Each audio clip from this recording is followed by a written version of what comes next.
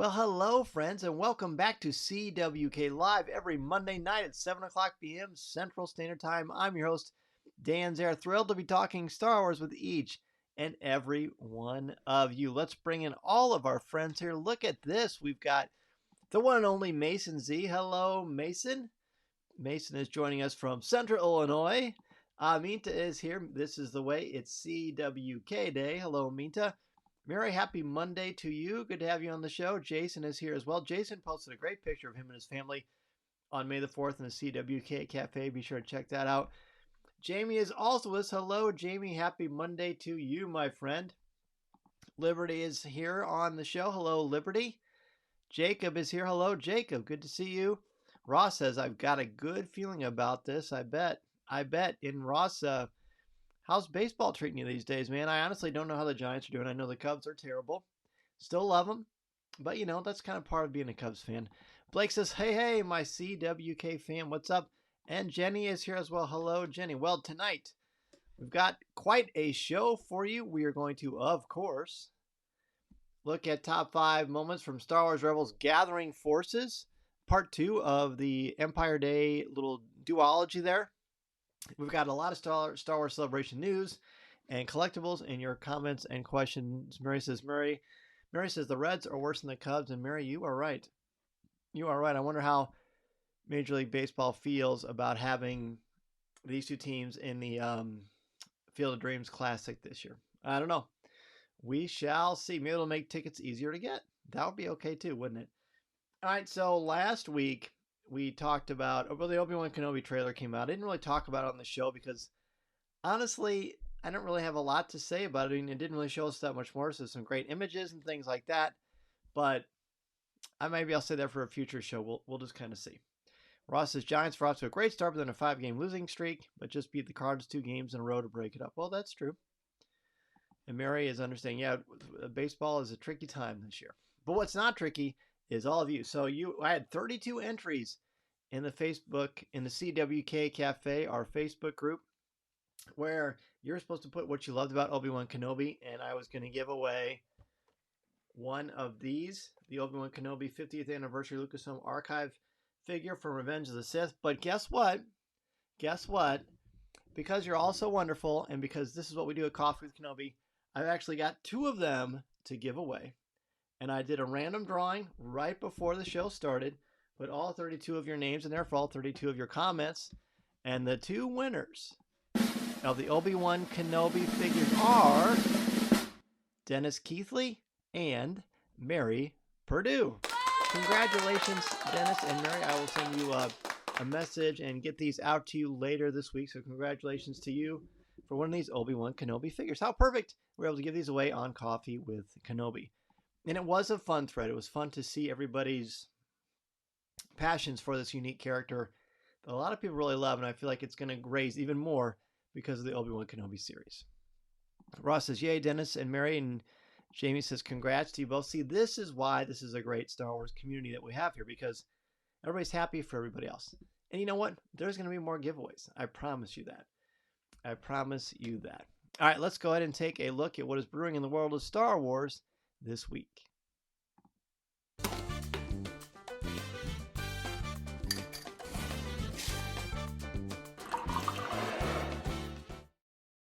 So Mary and says congratulations to Dennis, and Jason passed on his congratulations. And Mary, I know you wouldn't say congratulations to me, but congratulations to you. Hey, what's up? David Motters is here. Well, hello, David. Good to see you, buddy. Good to have you on the big show. Minta also says congratulations, too. So cool. All right, so what's brewing in the world of Star Wars? First, tell me, real briefly, because we got so much to go through, but because I could easily spend the whole period just talking to each of you individually, talking about your May the 4th. Tell me your highlights of May the 4th, any fun things that happen, or we could always save it for Ask Dan Z at the end. So yeah, let's do it. Be thinking about what you want to share about your highlights, and we'll talk about that at the end of the show. But for right now, let's look at all the amazing merchandise that's out there. All right, so this is probably the biggest jaw-dropping moment, at least to me anyway.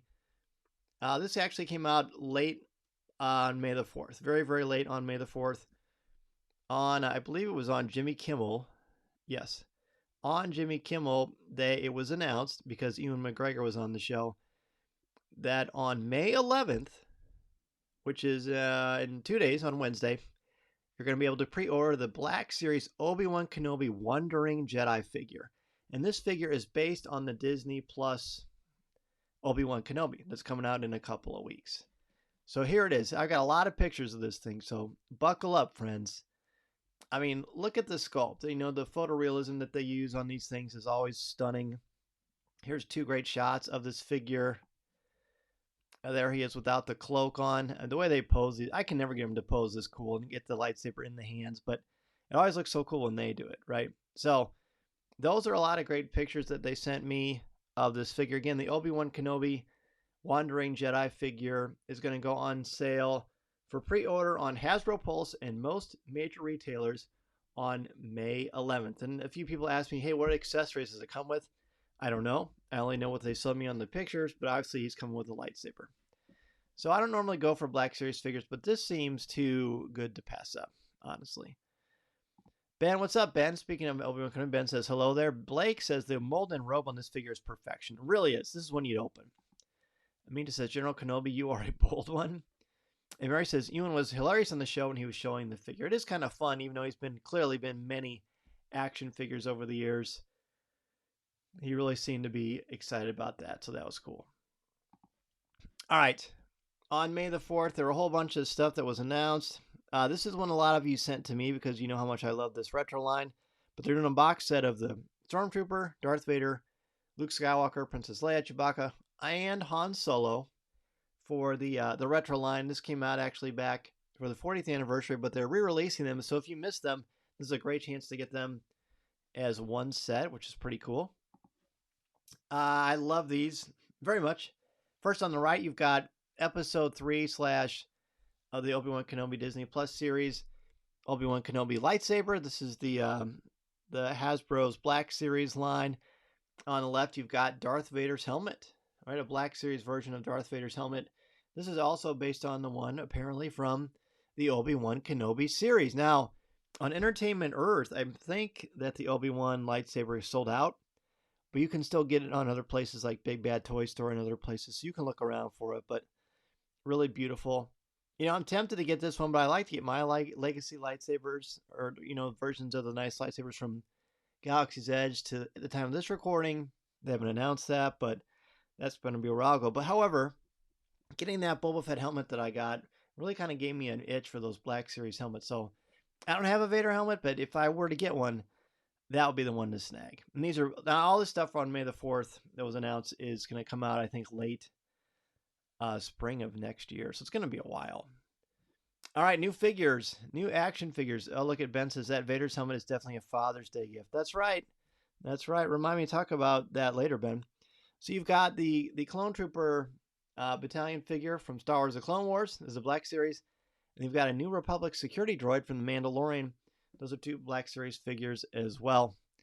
The retro collection will be released. I think it's coming out in the spring, and I think the pre-orders went on sale already, but you can go ahead and check. They're not necessarily all sold out. But somebody else who was a little more on it with that kind of thing, let me know. We've also got, if you are a fan of the Cantina Band, you got Figurin Dan, and you've got Nalan Cheel, which I didn't know that was his name. 2 figures from the Cantina Band. You're able to get Black Series versions of them, and really the Nalan Cheel one sounds a lot like Leland Chi to me. That might be on purpose, for all I know. That just has a ton more accessories and different hands and things like that. Then you've got Princess Leia from the Ewok Village from Return of the Jedi. A really great looking figure there as well. Very, very cool. I'm into taking the Cantina Band. Here's some of the vintage line.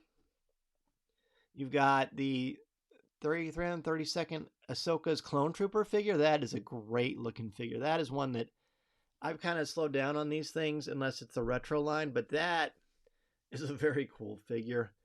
And on the right, you've got Anakin Skywalker as a Padawan from Attack of the Clones. And I don't know if that's a newer sculpt or not. So someone will have to let me know about that. Then you've got From the Force Unleashed, the Stormtrooper Commander, which is a really cool figure. These, again, are 3 3/4 inch figures. And then a Heavy Assault Stormtrooper from Star Wars Jedi Fallen Order, which is great. Mason, I know you're out there, buddy. What do you think of these action figures? I had a feeling you would think they were really cool. Blake says, could you imagine a Mos Eisley Cantina playset for the Black Series figure? You know what? That'd be awesome. It'd be big, but it would be really cool. Then we've got, on the left, this is another fantastic figure, a Mandalorian Super Commando from Star Wars The Clone Wars. I mean, look at that. How cool is that figure? These are the kind of figures you never dreamed you'd actually get a chance to see, but look at it. It's a stunner. The painting, the extra pistols it comes with. It's got the long blaster, so awesome. Mace, buddy, I knew you'd love them. Let me know what your favorites are. And then on the right, this is the box for the Phase 1 Clone Trooper. The next slide, get ready to drool, friends. This is what's inside. This is what they look like with and without their helmets. You've got 4 clone troopers that come with this in the unique armor. One of them has the blue stripes as a commander. And they're pretty great. I mean, really, really nice figures. So, there you have it. That was just a taste of some of the cool things that were announced on May the 4th. There was an Ahsoka Tano Legacy Lightsaber. That, I mean, this is one that, it's the one that she uses in The Mandalorian. Presumably the one she'll use in the upcoming series.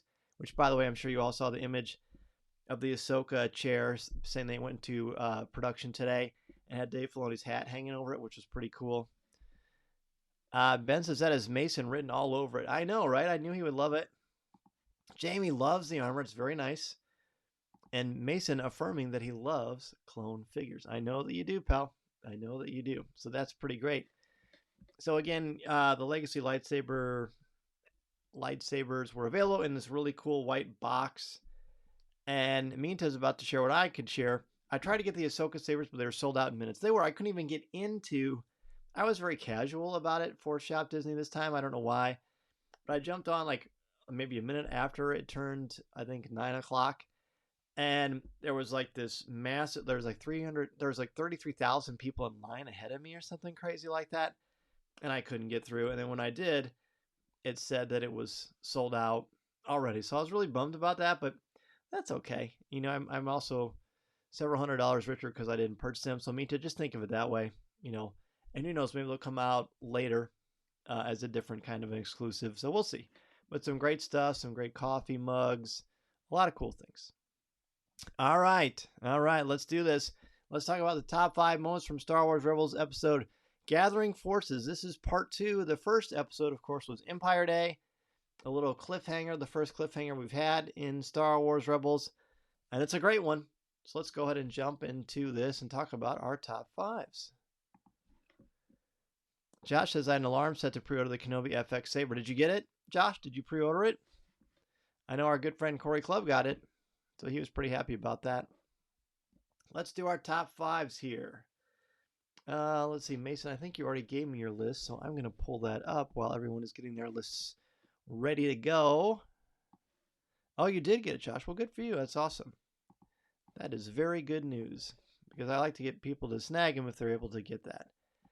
All right, Mason, I did find yours, so that's good to go. All right, let's go to number 5. Let's go to number 5. Start off this list. Number 5 for me is the arrival of the Inquisitor. The great thing about this season, and I've said this before, is that anytime the Inquisitor shows up, they don't use him all the time, but when they do, you know it's bad news. You know it's trouble. You know how powerful he is. So every time he shows up, it creates this wonderful tension and definitely evokes the idea of the Darth Vader figure. I mean, he's not Darth Vader, but in this season, he certainly kind of takes the place of Darth Vader. So that is my number 5, the Inquisitor arrival. Number 5 for me is Zebo, using his skills to help the rebels to escape. Mary's 5, the Phantom falling out of hyperspace. The visuals were very cool and alarming. We'd never seen anything like that I can remember, unless there was something in Clone Wars I just can't remember. But that was a pretty cool part. Jacob's 5, the face-off between Kanan and the Inquisitor. The setting, the overconfident trash talk from the Inquisitor, and the lessons learned make this a memorable battle. Indeed. Jenny's 5, changing tactics in hyperspace, really underrated in my opinion. And very dangerous too, but very exciting. Jamie's number 5, watching the Inquisitor in combat. In keeping with other villains, looks awesome in costume and in the cockpit. Very cool. Ross's 5, Zeb says, oh, please, the Imperials can't follow us through hyperspace. Can they? Bit of a foreshadowing there. Liberty's 5, Ezra connecting to Zebo. Don't know how this is spelled and saying he forgives him. Is Zebo spelled a Z? I didn't actually look it up. I can't remember. But hey, you're never going to be penalized, even by this English teacher, for misspelling something Star Wars related, because it's not necessarily intuitive how some of these things are spelled. So no worries. Jason's 5, Chopper spazzing out after being repaired. Yes. Henrik's number 5, Ezra having a photo of his family. Nice one, Henrik. That's definitely one that's going to come up later for me. Ben's number 5, Ezra's conflict forgiving Zebo.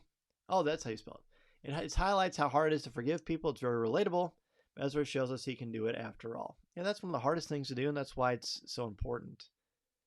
Blake's number 5, I enjoyed seeing Ezra not being able to forgive the Rodian at first. It's setting up real growth for him later, and it makes him so relatable as a character. Yeah, it does. I like that too. Our heroes are more heroic and more effective, and I think they impact us more deeply when they are relatable and flawed. If they're just perfect and they never have any doubts, then it's just not very interesting. But the real heroes, the ones you can connect with because of their flaws as human beings, which is great. Number 5 for Mason is when the Inquisitor's lightsaber spins and how it actually works and plays out itself. Ben says he likes that he shared one with Blake. There you go. Great minds, right? How about that? All right, let's go to number 4. Number 4 for me is when the Fearnox and the Jedi work together. It's a really nice image. It's once you kind of think about it, and they set this up earlier in Empire Day, Ezra being able to connect with these things. It's just a cool payoff, right? That Chekhov smoking gun philosophy of storytelling. If you show a smoking gun, you got to show, how it's fired. And they do this really, really well here. So I like the Fearnock attack and them working together on that, which is great stuff. Number 4 for Mary, the Inquisitor's arrival is such a presence on the screen. Super cool, right? Number 4 for Jamie, Zebo saves the day. While it was part of his programming to have the knowledge to assist, you can help but make an emotional connection to him and his desire to help for all he's been through. I love it, Jamie. Number 4 for me to the Inquisitor. It's never a dull moment when he makes an entrance. You know you're in for a fight. Exactly. When he shows up, you know it's going to be a challenge. There's nothing that's guaranteed when he shows up, except that it's going to be dangerous. Jacob's number 4. The relationship of Sabine and Ezra moving past the teenage crush phase. So many good payoffs from this in later seasons, and I'm glad about that too, because that only goes so far. I'm glad this is where they start to evolve past that. Ross is 4. Sabine really making an effort to get Ezra to find out about his parents. She cares about him and has experienced issues with her own parents, for sure. Jason's number 4. Cool stuff in space, the intense battle with the TIE fighters in the opening sequence, and the visual effects of the Phantom's emergence from hyperspace. Well said there. And next number 4 is the Grand Inquisitor versus Kanan. Henrik, you're very similar to Mason and I with your love of whenever those characters face off. Liberty's number 4. Yeah, that uncoupling in hyperspace eek, that was seriously sketchy. I love that people keep bringing that part up because it is, again, it's kind of jarring. It's almost like the space equivalency of scratching a chalkboard, right? Just kind of, it's grating and you're uncertain about it, and we've also never seen it before either. Jenny's 4. Ezra's connection with the Fearnox sets up his struggle with balance between the dark and light side. Yes, Jenny, it does. A very powerful metaphor come to life. Ben's number 4 wrote down Attack of the Fearnox. Seeing them just waiting for Ezra and Kanan to give the command was a cool image. Yeah, right? There's a lot of great images in this episode in particular, I think. And Jenny's like, yeah, chills. The whole thing with the whole light versus dark. Blake's 4. Ezra being able to connect with the beast and how even that exposed the weakness he had to work on led to some very dramatic moments in this episode that again will help with the character growth later on with his Jedi training. These 2 episodes did a lot for Ezra. I didn't notice enough of my first watch through of the series. Isn't that cool, Blake? I love that you're able to catch it your second time through with us. That's great. Mason's number 4 is the picture at the end that I believe Henrik mentioned for his number 5. But that is Mason's number 4. Let's go ahead and jump into number 3. Boy, these are moving quicker than I thought. So this is the moment I think that you were talking about, Jenny, where this is the ultimate show of struggle between light and dark, and it takes on a personification of Ezra with this massive fear knock. We never knew they could get this large, but look at Ezra's face. Look at this fear knock. When I remember seeing this for the first time, thinking, "Oh no, are we going to get a tease that he's going to turn to the dark side?" That's certainly how you're, to me, led to feel in this episode, in this particular scene, this sequence, and it's very effective. It also shows, and very realistically, that we all have like times where we struggle or a little dark side, and they're not usually that extreme, fortunately. But when they are, that's how it can feel, very overwhelming. And so it's so important to get a hold of yourself, to breathe, control your anger, not let it control you. And this shows if Ezra doesn't, kind of the path he might take. So it's a very powerful little metaphor. I really like it. So the dark side presence there, and showing even the best and purest of people like Ezra, even he can feel that pull of that anger or frustration. It's a very effective metaphor. Okay, let's see what we have here. Minta is number 3. Ezra growing as a person. It was easy to see how he struggled to forgive Zebo. It wasn't until he admitted to himself he was afraid of knowing the truth, and he was able to forgive him and make a connection with the fear knock. Well said, Minta. That's very well said. Mary's 3. Ezra and the Inquisitor, just like the others have already stated, that pull of the dark side, bringing up the large fear knock. Pretty effective. Pretty powerful stuff. Jamie's number 3. 2 big thumbs up for the music. First, composition of the score for the early space battle, and second, and even cooler, was use of the New Hope music as the stormtroopers approached the cave. Jamie, I noticed the music too. I don't think I noticed the first few times I watched this series how many musical cues from A New Hope are in this thing. Well, from all of the original trilogy, but especially in A New Hope, this series, this first season, there's a lot of them, and it always evokes a special sort of a heartfelt pull on us fans of the OT. Jacob's 3. The tension of the building in the episode created by silence. There's no music, and it helps the momentum build. Cool. Speaking of music and lack thereof. Jason's 3. Ezra and the Force, his forgiveness of Zebo and its effect on his connection to the Force. That he and Kanan meditate in the Force together as Master and Padawan. Love that. And Eric's 3. Ezra and Kanan using the Force together to connect with the fear knocks. Boom. There you have it. Ross's 3. I'm afraid of the truth. Ezra finally letting go and being set free to truly connect with the Force. Yes, being honest with yourself, so important. Such an important aspect.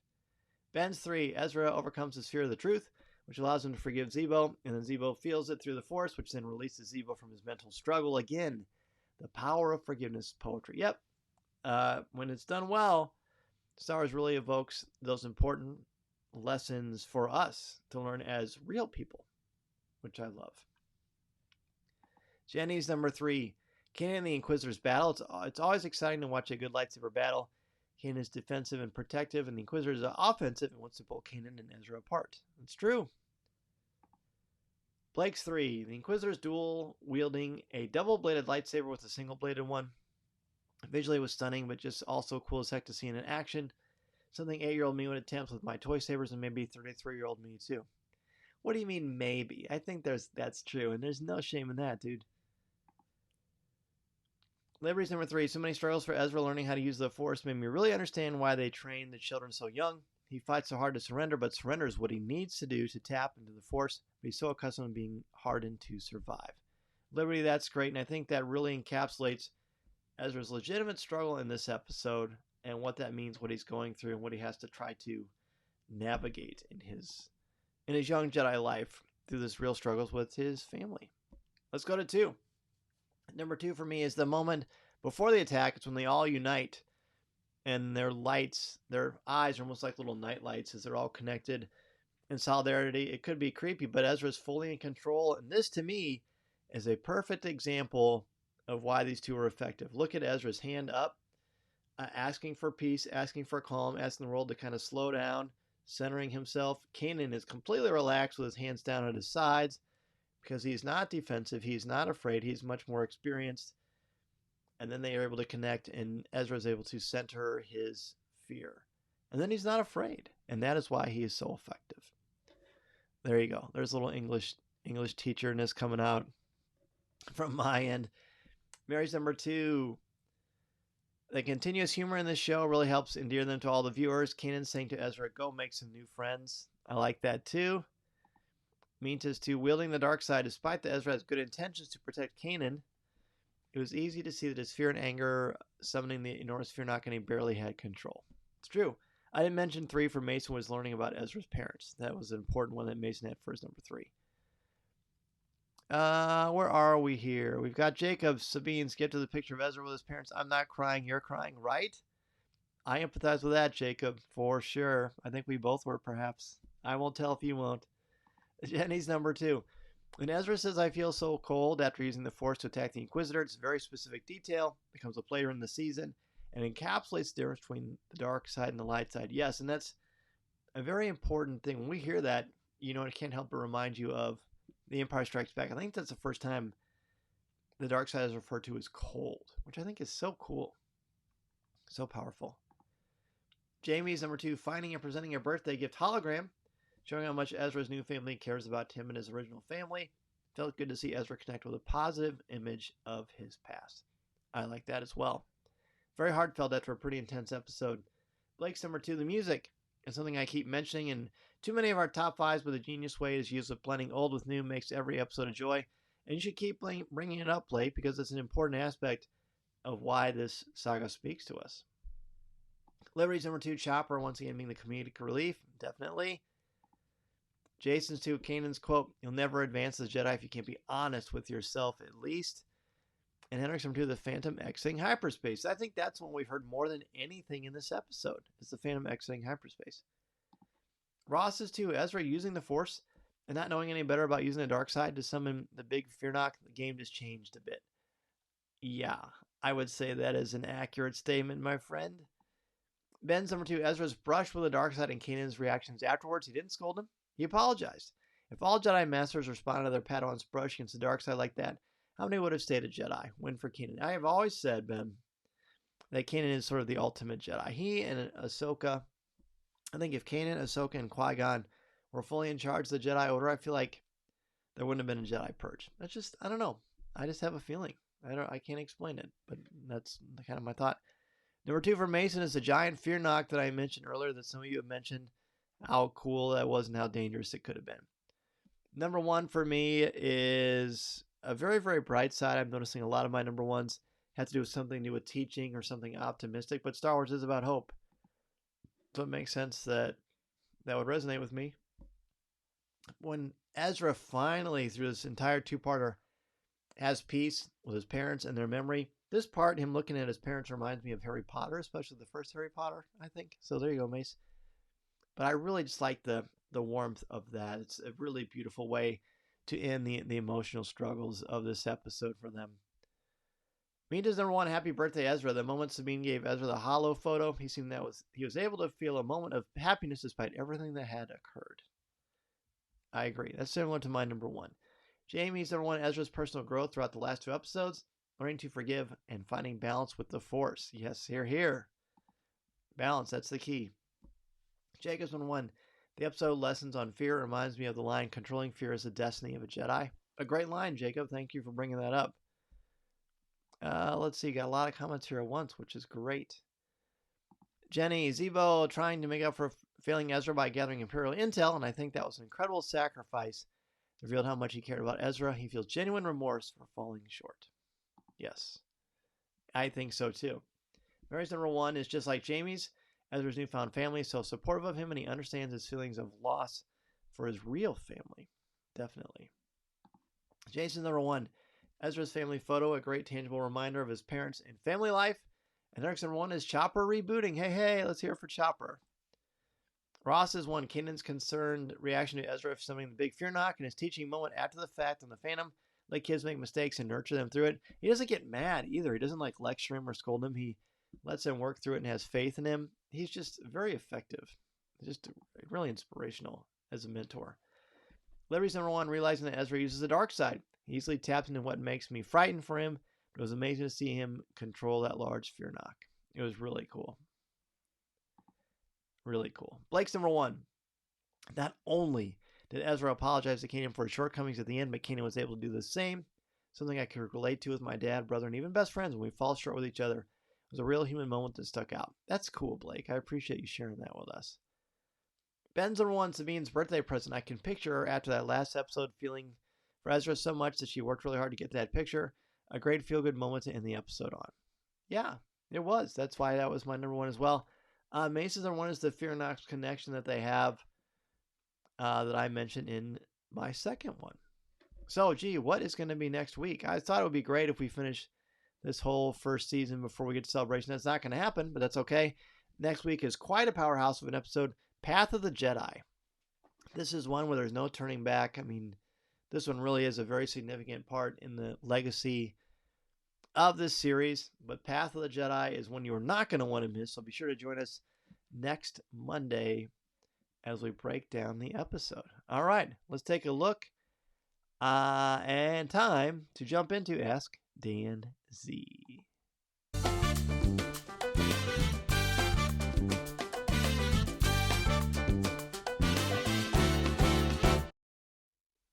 All right, Ask Dan Z. So normally I could double up, but then I don't know. I'll definitely there's not enough water for me to drink to get through 2 top 5s in 1 week. I don't know, Ross. I like what you're saying. I don't know. We'll see. It's okay if we pause a little bit. I think that's okay. It'll just make it that much more exciting when we get back to it. But I will put it in the suggestion box, Ross. I like that idea. We'll see how the old vocal cords can last. So you can certainly ask me anything about Celebration. There was some news announced today about reserving panels. There's a lot of stuff going on.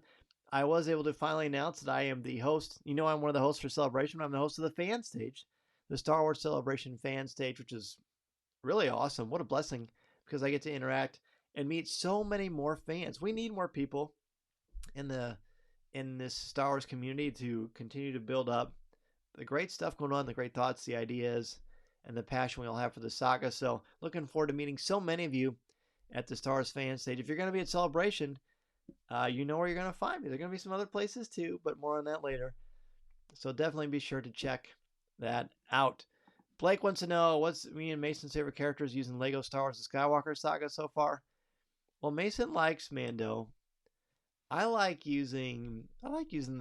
using old Ben because he's just more athletic than you, or acrobatic than you normally think. I think that's pretty fun. All right, speaking of knowing where to find me, I hope I'll find you on May 26th for the Celebration Podcast Meetup. It's at the Hilton Anaheim Mix Lounge. All podcasts and podcasters and listeners are welcome. If you're a fan of Star Wars podcasts, we want to see you there. There will be a lot of your friends that you want to talk to and meet, get a picture with, say hello. I'll certainly be there. Corey Clubb, Tom Gross, a lot of podcasters and people in the world of Star Wars that you know are going to be there. So be sure to join us. The first night of Celebration, May 26th at 7 o'clock p.m.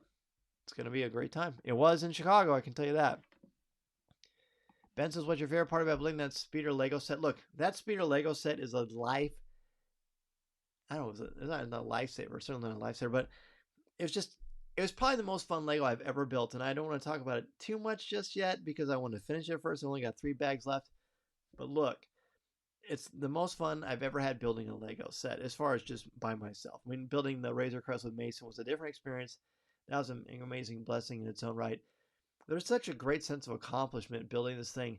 It looks gorgeous. It's huge. The detail's amazing. Even though it was 18 plus, I mean, I'm older than 18 for sure. But I thought, this is going to be really hard. This is going to be way above my pay grade. But it's been the perfect challenge. It's almost like a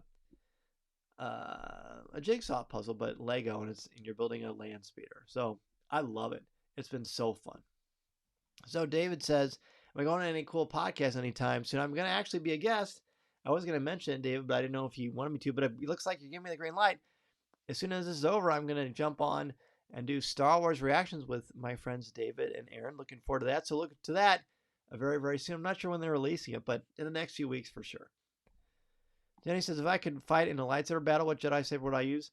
If I could fight in a lightsaber battle, I'd probably do a Jedi run because I would be toast.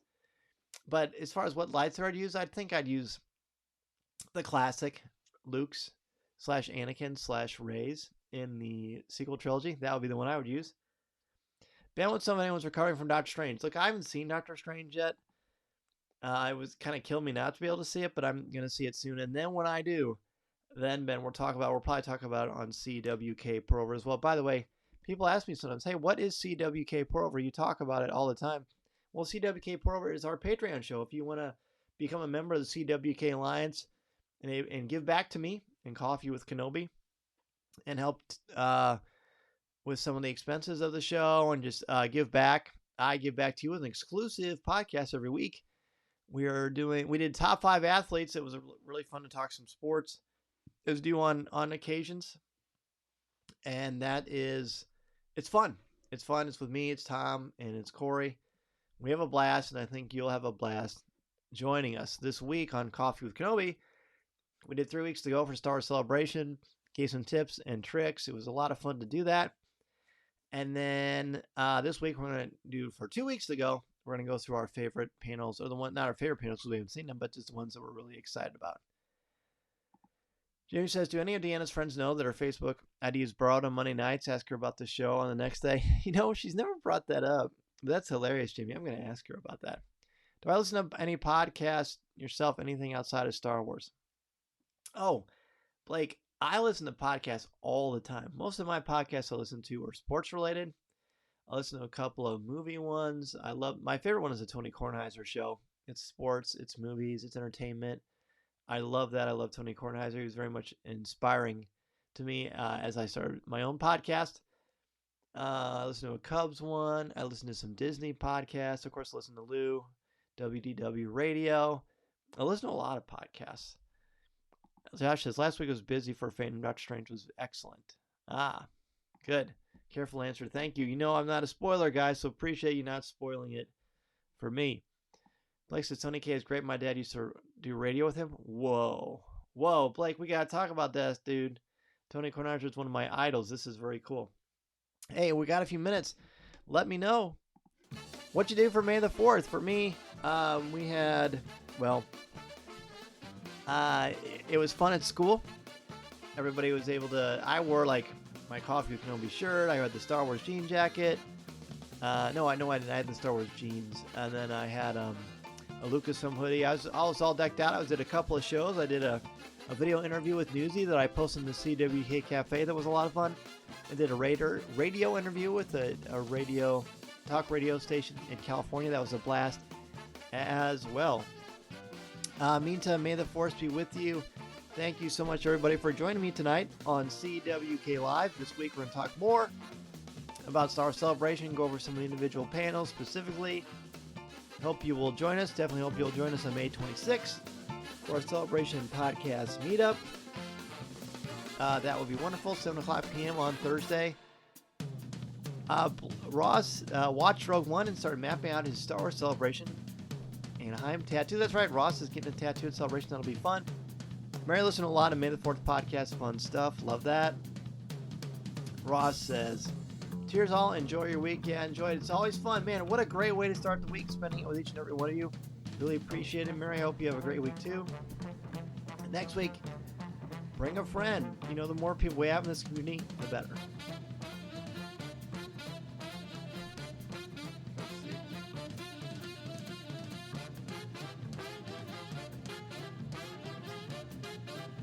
All right, so I'm coughing like crazy. It means my voice is going bye-bye. Ben's going to be gone for 6 weeks. Rats. Don't skip your classes, man. We will save you some time in the cafe as well. Thank you, Jason, Liberty, Jacob, Blake, Jenny. We'll see you guys. Have a good one. May the force be with you. Remember, this is a live podcast you're looking for. See you next time.